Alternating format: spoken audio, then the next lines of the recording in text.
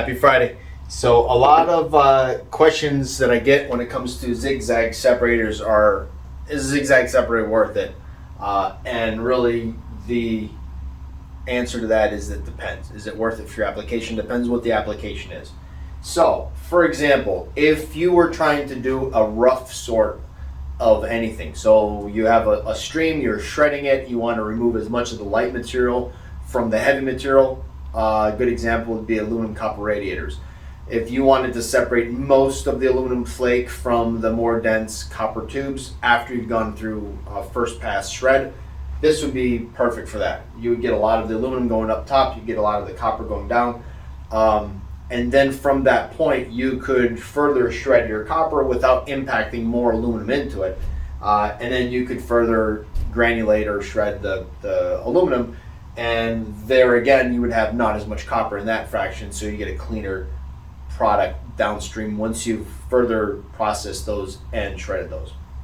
So is this good for lithium ion batteries? No, it's not. The reason for that is you would think that the black mass would go up the what I call the chimney. So the way that this works, this is my best attempt at drawing this.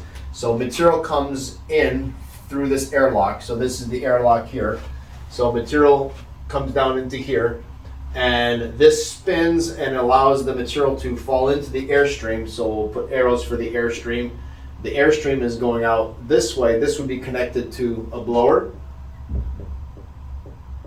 and would be vacuuming out of here. And because this is sealed here, you're letting only the air go up through the zigzag. And then the material, as the material falls down, we'll use a different color for the material. As the material is falling down, it falls down here.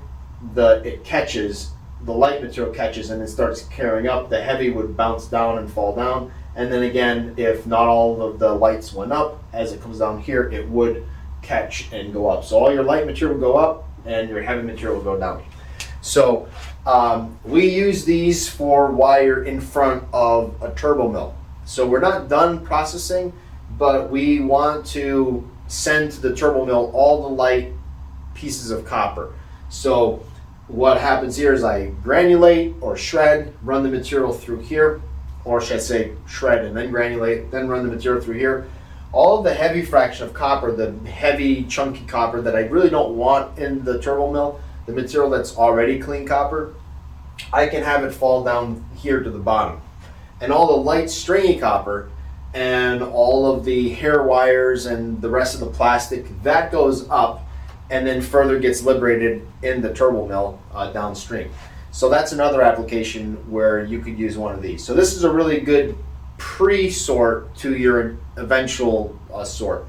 Applications where this could be used by itself are applications where you have something very heavy versus something very light. So for example, if all you were chopping was Romex wire, you could use this just by itself because the copper pieces are very big and you have paper and light plastic. So once you chop that, run it through this, you would end up with clean copper here, and then all the plastic would go up above. However, if you were doing Romex and THHN, then those long skinny strands of copper wire, those would go up the chimney, and that's why you'd want to send that fraction to further milling and further separation. So that's the best explanation I have for that. Now, lithium ion batteries, we touched on that earlier. The flakes, when you chop that, the copper flakes and aluminum flakes and even the plastic flakes, those are like as thin as a human hair. Those are just going to tumble up and go right up the blower, and you're going to get some black mass that's going to fall here that would be clean, but not all of it. You have a lot going there, so this wouldn't be a very good first stage separation for that. It also wouldn't be a good first stage separation or only stage separation for something that is really stringy and doesn't have any heavies in it. So this is really good to separate something that's really heavy.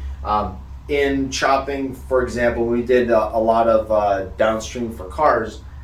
This here is a good fit for that, because you have a lot of Zorba, die cast, zinc pieces, chunks of metal that you don't want to go to the downstream equipment, and those all fall here. You end up with a nice Zorba package coming out of the bottom of this, and then all the light stuff goes to your further milling equipment, and then this heavy, chunky material doesn't break your downstream equipment.